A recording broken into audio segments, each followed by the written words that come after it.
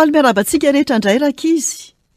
Ary faly indrindra indray androany hanolotra tantara mahafinaritra sy mahavariana ho anao. Enoy tsara ary. Lioka 9. Jesosy no tompo. Tampoka teo dia nisy tafio-drivotra mahery. Nianjera tamin'ny sambo ny onja.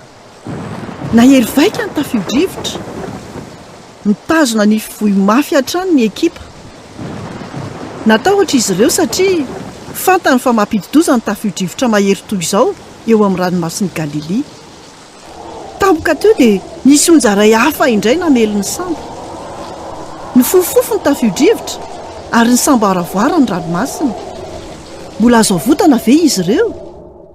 Mpanjony ny sasany tamin'ireo lehilahy tao anatiny. Efa tao anatin'ny toe-javatra toy izany izy ireo teo aloha. Saingy ratsy lavitra noho ny tafio-drivotra hafa ny ainan'izy ireo ity rivo-doza ity. Vonjeo! Maty an-drano izahay. Raha mbola niady tamin'ny aina izy ireo, Jesosy kosa dia natory tao an-damosin'ny sambo. Tamin'ny fotoana ratsy indrindra tamin'ilay tafio-drivotra, dia niazakazaka nanantona an' Jesosy izy ireo ary niantsoantso mafy. Jesosy, tsy hitanao ve fa maty an-drano sika? Vonjeo izahay. Milentika isika. Iza no antsoinao rehefa mianjera ao anatin'ny sambo kelinao ny onja ny tahotra sy ny aya?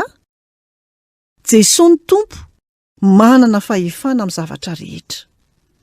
Nitsangana izy ary nandrahona ny rivotra. Mangina, mitsahara. Avy hatrany dia nitsahatra ny rivotra ary nisy fitoniana lehibe. Toy ny hoe tsy nisy zavatra nitranga teo aloha. Tena gaga be sady talanjona ny mpianatra nahita an'io fahagagana io. Iza moa i Jesosy io? Na ny rivotra sy ny onja aza dia manaiky azy. Jesosy no tompo, ilay manjaka amin'ny natiora, ary koa amin'ny aretina sy ny fanahy ratsy. Manana fahefana amin'ny fahafatesana mihitsy azy Jesosy. Tsy misy tahaka azy, ary tsy misy olona mahay manao izay ataony. Ny mpianatra dia nihevitra mihitsy fa hilentika miaraka amin'ny sambo ny olona rehetra. Aiza ny finoanareo? Nahoana ny matahotra ianao? Tokony nanontany ny tenany mihitsy izy ireo. Jesosy ny tompo, amboniny izay mety onja eo amin'ny fiainanao. Resao aminy ny aiainao, ny olana ny ampianaranao, ny aretinao ary ny zavatra hafa ilainao. Afaka milaza amin'ny zavatra rehetra ianao.